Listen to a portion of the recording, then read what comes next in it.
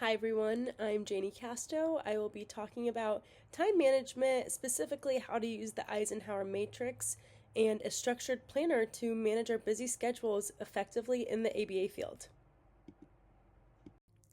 In ABA, time management is essential, not only to keep up with sessions, but to prevent burnout and maintain quality care for our kiddos. We'll go over two tools you can start using today, the Eisenhower matrix and a weekly planner.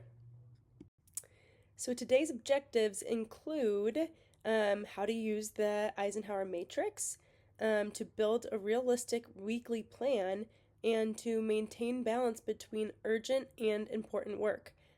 So we're going to go over all of these different things and make sure that you guys are efficient in using them. This is the Eisenhower matrix. It's a sample visual tool to help you decide what deserves your immediate attention versus what can be scheduled, delegated, or even dropped. For example, a client's session would go in the do now, it's urgent and important, while something like updating a group chat picture can be deprioritized.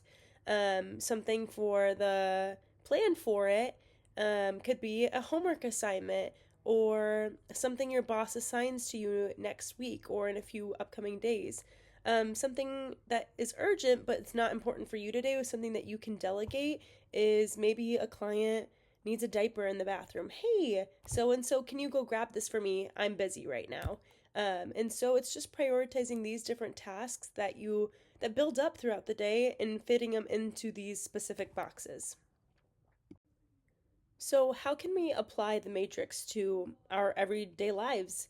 First, we're going to start by listing your major tasks and sorting them into one of the four boxes that I described before.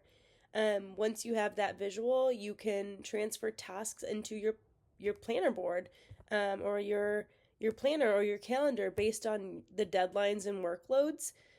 So step one, write down your weekly tasks. Have a whole list or a checklist of everything that you need to get done in 1 week's time. Step two, categorize each task in the matrix. So again, we're going to figure out, okay, what needs to be done now, what can be delegated, what can be saved for later, and what can we just throw out? What do we really need to do this specific week? Step three, schedule tasks in your planner. Make sure you have specific times and due dates for those tasks. And step four is you revisit and adjust weekly. So sometimes you don't get to every task and you might have to adjust it for next week. Sometimes something random comes up. Maybe a parent wants to meet with you. Maybe your BCBA assigns you more tasks throughout the week. Maybe you get sick and something happens. Like, that is common to happen within your week. So we, again, revisit after we've rescheduled everything and put it together, and we adjust.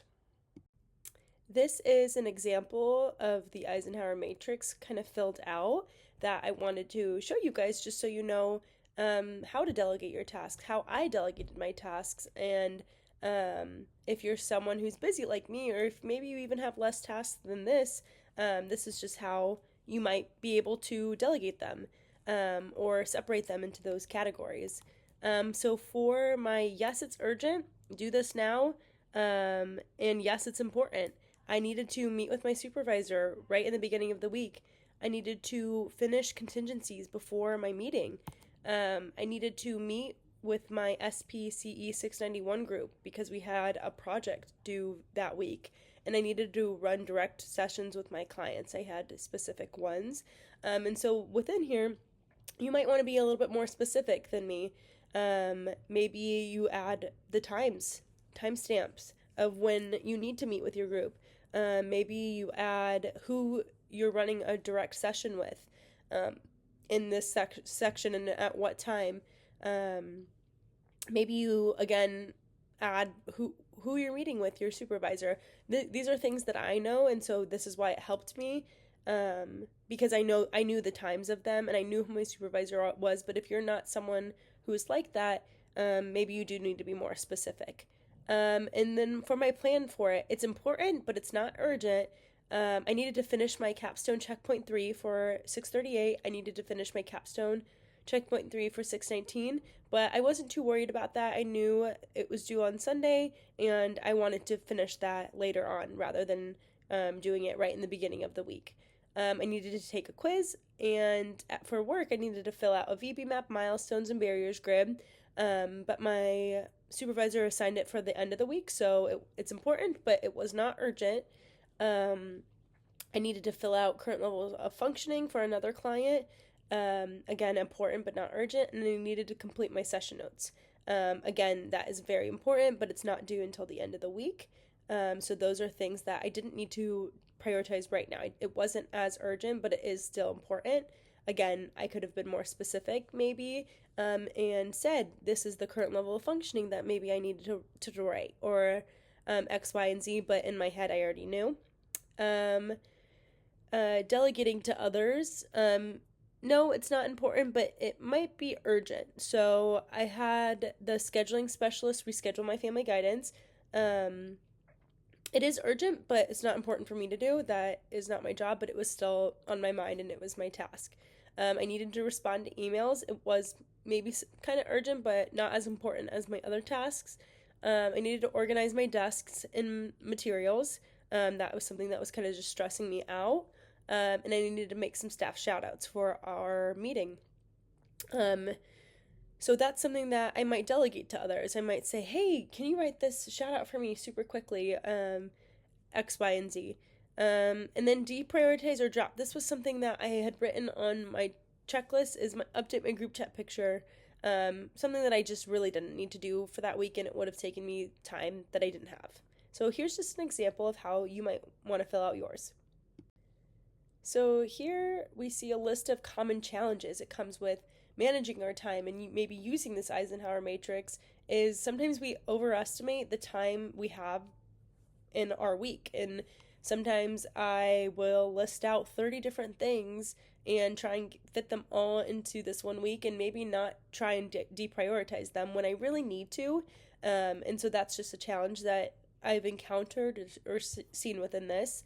We need to plan for interruptions. Sometimes our week does not go how we expect it to, and planning for interruptions like sickness or client call out, things like that will interrupt the way we handle our time management.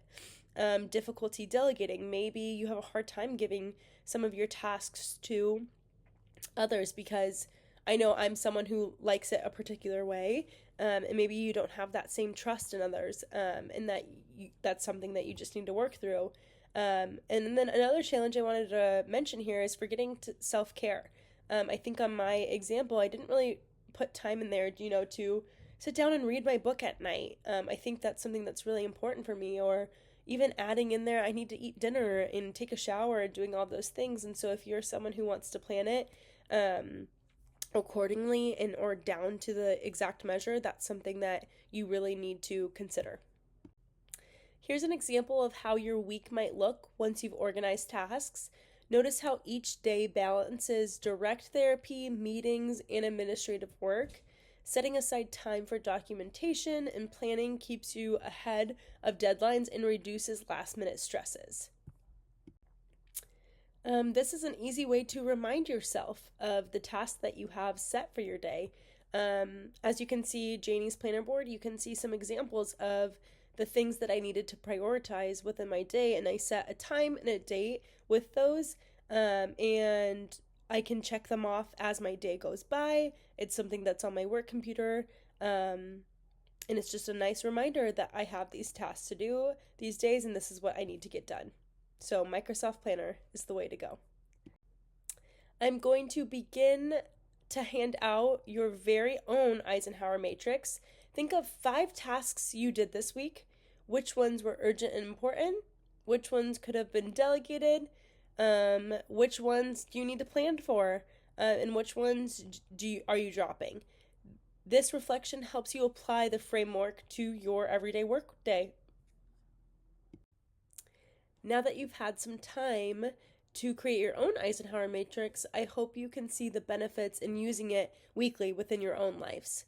So to wrap up, remember, effective time management supports a healthier work-life balance and even promotes better client outcomes.